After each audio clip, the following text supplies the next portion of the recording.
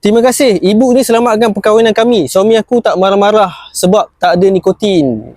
Betul. Sebab dekat dalam ibu ni saya bagi tahu cara macam mana nak handle withdrawal symptom tau. Withdrawal symptom ni maksudnya cara nak lepas daripada nikotin lah. Sebab kadang-kadang ada orang dia nak berhenti, macam-macam dia hadap. Bila dia tak ada nikotin dalam badan dia nak lepaskan slow-slow tu susah. Dia akan jadi demam, dia akan jadi sakit kepala. Paling teruk sawan pun ada, stroke pun ada. Make sure kena ada seni. Kalau main berhenti je, memang tak jadi apa. That's why ramai orang fail. Sebab withdrawal symptom ni lah.